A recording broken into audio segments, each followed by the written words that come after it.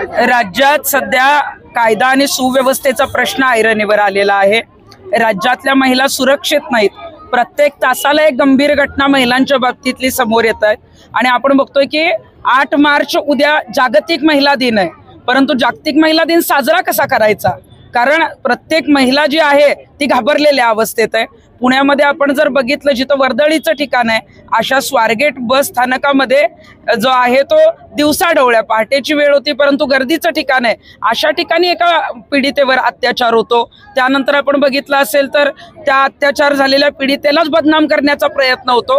मग अत्याचार केल्यावर जी पीडिता समोर येते, बोलते, तिलाही तुम्ही बदनाम करण्याचा प्रयत्न केला तर महिलांकडे मग आत्महत्या करण्याशिवाय पर्याय राहणार नाही। आणि म्हणूनच आज या ज्या संतुलन कष्टकरी शेतकरी महिला परिषदेच्या महिला रस्त्यावर का उतरल्या आहेत की यासाठीच की एकतर आम्हाला संरक्षण द्या, आम्ही सुरक्षित नाहीये, आम्ही भयभीत आहोत, आम्हाला जे काही राज्यकर्ते आहेत, गृह मंत्रालय आहे, पोलीस आहेत, पोलिसांचा वचकच जो आहे तो गुन्हेगारांवर नाही आणि म्हणूनच गुन्हेगारांची जी आहे ती ताकद वाढतीये, सारखे वारंवार अत्याचार वाढतायत आणि म्हणूनच आज संदेशच असा आहे की महिला रस्त्यावर उतरल्या आहेत। जर महिला रस्त्यावर उतरल्या तर उद्या स्वसंरक्षणासाठी जे आहे तो कायदा हातात घेऊ शकतात आणि जर उद्या पोलिसांनी जर त्यांना संरक्षण नाही दिलं तर मात्र मग आमच्या महिला आक्रमक होतील, रस्त्यावर उतरतील। कारण आता ही जी काही प्रकरणं येतात त्या प्रकरणांमध्ये फास्ट ट्रॅक कोर्टामध्ये केस जाते, पण फास्ट ट्रॅक कोर्टामध्ये सुद्धा अनेक वर्ष केस चालते आणि मग गुन्हेगारांना तातडीनं शिक्षा न होत नसल्यामुळं जे आहे ते वारंवार गुन्हे वाढत जातात। आणि म्हणूनच जागतिक महिला दिनाच्या निमित्तानं मला सरकारला हेच आवाहन करायचंय की शक्ती कायद्याची अंमलबजावणी तातडीनं करा। महिलांच्या बाबतीत कायदे आहेत, पण त्याची कायदा जो आहे तो त्याची अंमलबजावणी पोलिसांकडून होत नाही। महिला तक्रार द्यायला गेली तर तिच्याकडेच वेगळ्या नजरेनं बघितलं जातं। अनेक असे महिला अत्याचाराच्या संदर्भातले ज्या काही गोष्टी आहेत त्याच्यामध्ये पोलिसांनी सुद्धा जे आहे ते सक्षम किंवा खंबीर होणं गरजेचं आहे, महिलांना आधार देणं गरजेचं आहे आणि त्यांचं संरक्षण करणं गरजेचं आहे। तुम्ही जर त्यांना सुरक्षितच नाही ठेवलं तर त्या जाणार कुठे? त्यामुळे महिला सुरक्षित होणं गरजेचं आहे आणि म्हणूनच आज महिलांचा आवाज जो आहे तो रस्त्यावर उतरलाय। शहराचे आयुक्त ही कायदा व्यवस्था सांभाळण्यात अयशस्वी झालीत असं वाटतं का? पुणे शहराचे पोलीस आयुक्त असतील किंवा राज्याचं गृह खातं असेल, निश्चितच कायदा सुव्यवस्था राखण्यासाठी अयशस्वी ठरलेत। कारण आपण बघतोय की गेले 2-2.5 महिने झालं जे काही वातावरण आहे, मग ते बीडचं प्रकरण असेल किंवा परवा स्वारगेटचं प्रकरण असेल, अनेक शिरूरचं प्रकरण असेल, बरीच अशी प्रकरणं समोर येत आहेत की ज्याच्यामध्ये लवकरात लवकर गुन्हे दाखल होत नाहीत। गुन्हे दाखल झाले तरी राजकीय हस्तक्षेपामुळे आरोपींना अटक होत नाही। बरीच कलमं उशिरा जी आहे ती जनतेनं आक्रोश केल्यावर लागतात। त्यामुळे मला वाटतंय की निश्चितच गृह खात्याचं हे अपयश आहे।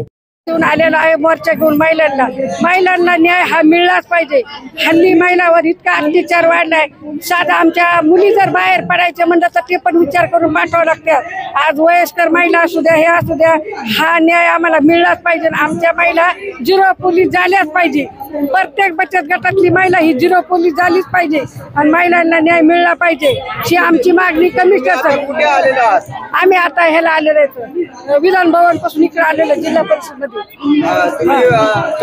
निवेदन देणार आहात? हो देणार। काय मागणी आहे? आम्हाला न्याय मिळालाच पाहिजे आणि न्याय जोपर्यंत मिळत नाही तोपर्यंत आम्ही हलणार नाही। कशाच्या संदर्भात आंदोलन आहे? आम्हाला महिलांवर जे अत्याचार होतोय, महिलांना चौकीमध्ये गेला तसा कंप्लेंट पण नोंदवून घेत नाही कुणी, म्हणतात जा तिकडे बसा। मग आम्हाला महिलांना न्याय नको का? तुम्हाला शासन 1500 रुपये देत आहे ना? 1500 रुपये काय? ते लाडक्या बहिणीचा 1500 रुपये काही बंद झालं? ते काय लाडक्या बहिणी काय गव्हर्नमेंट विकत नाही घेतल्या? पहिल्यांदा सांगायचं आम्हाला, आमचं मत कुणाला द्यायचं आम्ही ठरलं असतं। त्यांनी काय महिला विकत घेतल्या का बहिणी? मग ते घेतल्या तर त्यांनी पूर्ण हे करायचं। सत्ता आल्यावर बदलले का? सत्ता आले आम्ही बदललो नाही, सरकार बदललंय, आम्ही नाही बदललो। हा सरकारने हे बरोबर हे करायला पाहिजे होतं। बहिणींना नातं जोडलं तर तोडायचं नव्हतं। एवढं बोलून मी माझं भाषण संपते। ॲडव्होकेट BM रेगे, राष्ट्रीय अध्यक्ष दगडखान कामगार परिषद महाराष्ट्र। आपल्याला अत्यंत खंतनीय आहे की पुण्यासारख्या सुशिक्षित शहरामध्ये असे अमानुष पुरुष सुद्धा फोपावलेले आहेत। ही घटना यापूर्वी इतक्या प्रमाणामध्ये झालेली नव्हती। जरी आम्ही पुरुष असलो तरी आम्ही महिलांना सन्मान, महिलांना आदर्श आणि त्यांचा स्वाभिमान, कारण आम्हालाही मुली आहेत, आम्हालाही बायको आहे, आम्हाला बी आई आहे, आम्हालाही भाऊजे आहे, हे भान कुठंतरी पुरुष वर्ग विसरतो आहे। आणि ह्या पुरुष वर्गाला सरळ करायचं असेल तर कायद्यामध्ये बदल करून महिलावरती अत्याचार करणाऱ्या पुरुषाला जाहीर चौकामध्ये फाशी दिली पाहिजे। जर हे कायद्यामध्ये नसेल आणि पोलिसांच्या अधिकारात नसेल तर अशा नराधमांना महिलांच्या ताब्यात द्या, त्याचं काय काय कापतील ह्याचा हिशोब लागायचा नाही। पाकिस्तानमध्ये असेल, अरब कंट्रीमध्ये असेल, बाईकडे वाईट नजरेनं बघितलं तर तिची नजर काढतात, हात लावला तर त्याचे हात कापतात आणि तिच्या बरोबर काय गडबड केली तर अखंड उभा आडवा चिरतात। भारत एवढा लोकशाही मोठा गाजवणारा भारत, काय गुरु, जगगुरु, आणि त्या जगगुरुच्या त्या देशामध्ये महिलांवरती अत्याचार करता आहेत याचं भान ह्या देशाचे पंतप्रधान, ह्या देशाचे गृहमंत्री आणि विशेष करून महाराष्ट्राचे मुख्यमंत्री, महाराष्ट्राचे 2 उपमुख्यमंत्री, महाराष्ट्राचा एक गृहमंत्री आणि त्या विमेन कमिशन वरती बसणारे ती महिला भगिनी हे काय करतात, त्यांनी तातडीने राजीनामे दिले पाहिजे। पुण्यामध्ये असं होणं म्हणजे लातूर, बीड, बाकीच्या भागामध्ये तरी सहजरित्या होत आहे। महिला केसेस नोंदवत नाहीत भिवून, महिलांची आबरू जाईल म्हणून त्या बिचारा बाया निमूटपणे सहन करतात।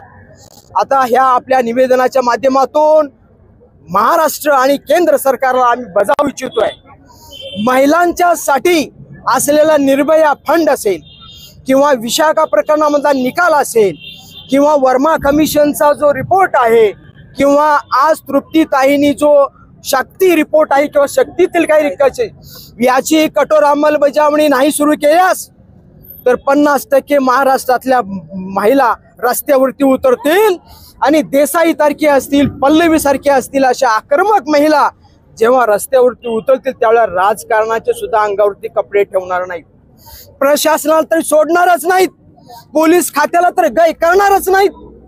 याचं भान थोडंसं ठेवायची आज गरज आहे आणि हा संदेश आपण देण्यासाठी आज महिलांची शेतकरी कष्टकरी महिला परिषद